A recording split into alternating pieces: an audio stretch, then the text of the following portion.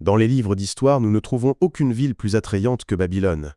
Son nom même évoque des images de richesse et de splendeur. Ses trésors d'or et de bijoux étaient fabuleux. On pourrait croire qu'une telle ville ne peut être nichée que dans un site merveilleux, sous un climat tropical luxuriant, bordé de riches ressources naturelles de forêts et de mines. Tel n'était pas le cas. Elle étendait le long des rives de l'Euphrate dans une vallée plate et aride. Point de forêt, point de mine, même pas des pierres de construction. Elle était même pas située sur une voie naturelle de commerce et la pluie était insuffisante pour les cultures. Babylone est un exemple extraordinaire de la force de l'homme à atteindre de grands objectifs à partir des moyens mis à sa disposition. Toutes ces ressources avaient été développées par l'homme. Toutes ces richesses provenaient du seul travail de l'homme. Babylone ne possédait que 2 ressources naturelles, un sol fertile et l'eau du fleuve. Grâce à l'une des plus grandes réalisations techniques de tous les temps, les ingénieurs babyloniens ont dévié les eaux du fleuve avec des barrages et d'immenses canaux d'irrigation. Ces canaux traversaient cette vallée aride de toutes parts pour apporter de l'eau au sol fertile, et donc la vie. Ces réalisations sont considérées parmi les premiers travaux d'ingénierie connus de l'histoire. Ce système d'irrigation aboutit à des récoltes abondantes comme on n'en avait jamais connu auparavant. Heureusement, pendant sa longue existence, Babylone fut dirigée par des lignées successives de rois pour qui les conquêtes et le pillage furent seulement occasionnels. Bien que la ville se soit engagée dans plusieurs guerres, la plupart ne furent que locales ou défensives contre des conquérants ambitieux venus d'ailleurs, qui convoitaient les trésors fabuleux de Babylone. Les chefs extraordinaires de Babylone sont passés à l'histoire à cause de leur sagesse, leur hardiesse et leur justice. Babylone n'a pas connu de monarques orgueilleux qui cherchaient à conquérir le monde connu et contraindre les nations à leur rendre hommage. Babylone, en tant que ville, n'existe plus. Quand ces forces humaines, énergiques, qui ont construit et maintenu la ville pendant des milliers d'années, se sont retirées, elle est vite devenue une ruine désertée. La ville était située en Asie, à environ 1000 km à l'est du canal de Suez, juste au nord du golfe Persique. Sa latitude est d'environ 30 degrés au-dessus de l'aile équateur, très proche de celle de Yuma, en Arizona. Elle possédait un climat similaire à celui de cette ville américaine, chaud et sec. Cette vallée de l'Euphrate, autrefois fortement agricole, n'est plus aujourd'hui qu'une plaine aride balayée par le vent. L'herbe rare et les arbustes du désert luttent contre les sables poussés par le vent. Les champs fertiles, les grandes villes et les longues caravanes de riches marchands ont disparu. Seules quelques tribus d'Arabes nomades y habitent encore, assurant leur maigre subsistance en gardant de petits troupeaux. Il en est ainsi depuis les débuts de l'ère chrétienne. Cette vallée est parsemée de collines. Pendant des siècles, ces monticules de terre ont été considérés comme des collines par les voyageurs. L'attention des archéologues fut finalement attirée par des morceaux de poterie et de briques, délavés par des pluies occasionnelles. Des expéditions financées par des musées européens et américains furent envoyées pour effectuer des fouilles. Les pics et les pelles ont vite révélé que ces collines étaient d'anciennes villes. Elles pourraient bien être appelées tombeaux de villes. Babylone était l'une d'elles. Les vents l'avaient couvert de la poussière du désert pendant une vingtaine de siècles. Initialement construits en briques, tous les murs étaient désintégrés et étaient retournés à la terre. Voilà ce qu'il reste de la riche ville de Babylone aujourd'hui. Un tas de terre si longtemps abandonné que personne ne connaissait son nom jusqu'à ce qu'on dévoile les débris accumulés pendant des siècles dans les rues et les décombres tombés de ces nobles temples et palais. Certains scientifiques considèrent que la civilisation babylonienne et celle des autres villes de cette vallée sont les plus vieilles sur lesquelles nous possédons des informations. On a prouvé certaines dates de manière positive, remontant jusqu'à 8000 ans en arrière. Il est intéressant de noter la méthode appliquée pour déterminer ces dates. Dans les ruines de Babylone, on a découvert des descriptions d'une éclipse du soleil.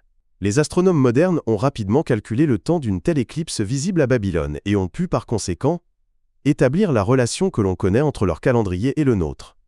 De cette façon, on a pu établir qu'il y a 8000 ans, les Sumérites qui habitaient la Babylonie vivaient dans des villes fortifiées. On ne peut que supposer le nombre de siècles pendant lesquels ces villes ont existé. Leurs habitants n'étaient pas de vulgaires barbares vivant à l'intérieur de murs protecteurs. Étaient des gens cultivés et intelligents.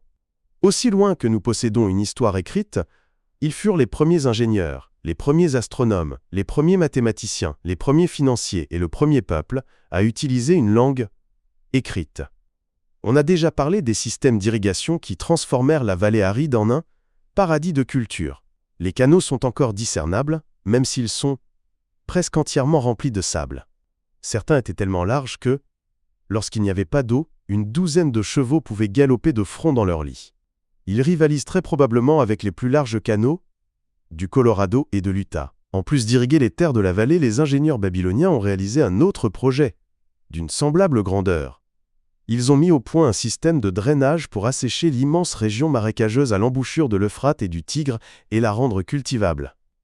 Hérodote, voyageur et historien grec, a visité Babylone alors qu'elle était à son apogée et il nous en a laissé la seule description écrite par un étranger que nous connaissions.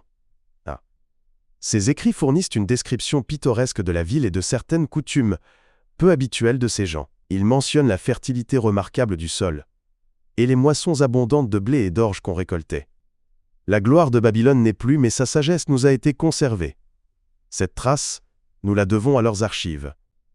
À cette époque lointaine, le papier n'existait pas encore. À la place, les gens gravaient laborieusement leurs écrits sur des tablettes d'argile humide. Quand elles étaient terminées, elles étaient cuites et devenaient solides. Leur dimension était généralement de 6 pouces sur 8, sur une épaisseur d'1 pouce. Ces tablettes d'argile, comme on les appelle communément, servaient de support d'écriture comme nous utilisons ceux, modernes, d'aujourd'hui. On y gravait des légendes, de la poésie, de l'histoire, des décrets royaux, les lois du pays, des titres de propriété, des billets à ordre, et même des lettres que des messagers portaient vers des villes lointaines. Grâce à ces tablettes d'argile, il nous a été permis d'avoir un aperçu des affaires intimes des gens. Par exemple, une tablette, venant vraisemblablement des dossiers du magasinier du pays, raconte que, à une date précise, un client apporta une vache, et elle échangea contre 7 sacs de blé, 3 remis immédiatement, et les 4 autres, au gré du client. Les archéologues ont récupéré des bibliothèques entières de ces tablettes, des centaines de milliers protégées par les décombres des villes. Les murs immenses qui entouraient la ville N étaient que l'une des merveilles extraordinaires de Babylone. Pour les anciens, il valait bien les pyramides d'Égypte appartenant aux 7 merveilles du monde. Les premiers murs de la ville sont attribués à la reine Sémiramis. Les archéologues modernes ont été incapables de trouver les vestiges des murs originaux. Ils n'en connaissent pas non plus la hauteur exacte. Selon les écrits des anciens, ils mesuraient environ 50 à 60 pieds sur le côté extérieur, étaient fabriqués de briques cuites et étaient entourés par un profond fossé d'eau. Les murs les plus récents et les plus célèbres ont été érigés environ 600 ans avant Jésus-Christ par le roi Nabopolassar. Son projet était cependant trop colossal qu'il n'a pas vécu assez longtemps pour le mener à bien. C'est donc son fils, Nabuchodonosor, dont le nom est familier dans la Bible, qui les acheva. La hauteur et la longueur de ces murs plus récents sont stupéfiantes. Une autorité digne de confiance a estimé la hauteur des murs à environ 52 mètres, soit la hauteur d'un immeuble moderne de 15 étages. Ils étalaient sur 15 à 17 km. Le dessus était si large qu'un char tiré par 6 chevaux pouvait y circuler. Il ne reste presque rien de cette formidable structure, excepté quelques fondations et le fossé. Outre les ravages de la nature, les Arabes ont transporté les briques pour aller construire ailleurs. Tour à tour, les puissantes armées de presque toutes les nations de cette période marchèrent à la conquête de Babylone. Toutes assiégèrent Babylone, mais toujours en vain. En ces temps-là, les armées des envahisseurs n'étaient pas négligeables.